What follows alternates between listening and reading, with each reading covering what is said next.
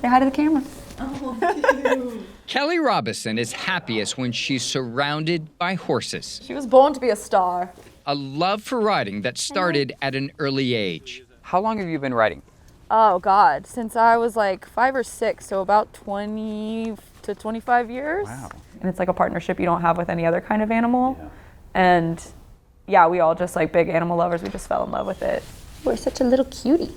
About 6 years ago, Kelly says she landed her dream job after a chance encounter with the Atlanta Police Department's mounted patrol while walking her dog. I was like, I didn't know the city had horses. He was like, yeah, we got a ton of them. The city later hired her as the stable master in charge of training new officers how to ride. That was my job from the ground up. Any new officers that came in usually didn't know anything, and I would start with, barn management, day-to-day chores, horse handling on the ground. I know, you want me to have cookies. While the job once seemed like the perfect fit, Kelly is now making serious claims about her employer. The longtime stable master filed a whistleblower lawsuit accusing the city of Atlanta of neglecting its police horses and allegedly retaliating against her after she repeatedly raised concerns for the safety of the animals. Some of those claims allowing what she describes as painful skin infections to go untreated, failing to provide clean water, and feeding the horses dry food that can lead to a potentially harmful digestive condition called colic. If you don't catch the colic, it can be deadly, 100%. Because if there's nothing to remove the blockage, then it just builds and builds and builds, and because there's only one way it can go. The department has historically used its mounted patrol unit for community policing, like parades.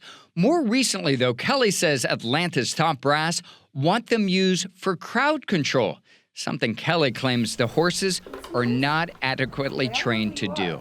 I mean, I immediately fear for the public that interacts with the scared animal who could potentially get injured, the officer riding the animal. Did you raise concerns about this? Yes. According to training logs obtained by Atlanta News First Investigates, the department's horses received about 13 hours of crowd control training last year.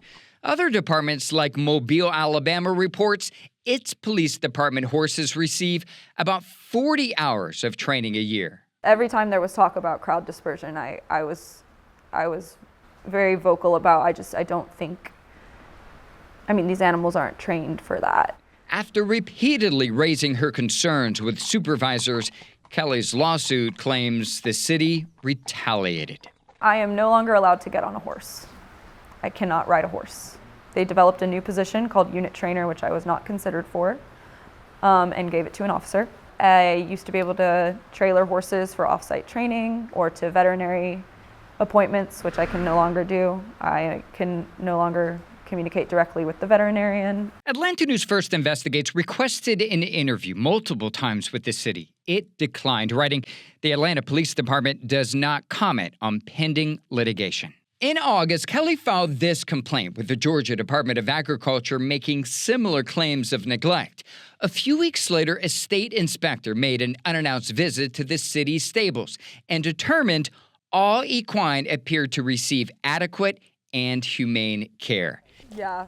Missy Torkelson is Kelly's attorney. She questions the Department of Agriculture's findings. The agency confirmed it never spoke to Kelly to discuss her complaint.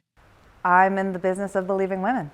I'm in the business of believing whistleblowers who stake their careers on coming forward to make change that they believe in. And when you talk to Kelly about her allegations, when you talk to her about these horses, you can see the love and passion that she has.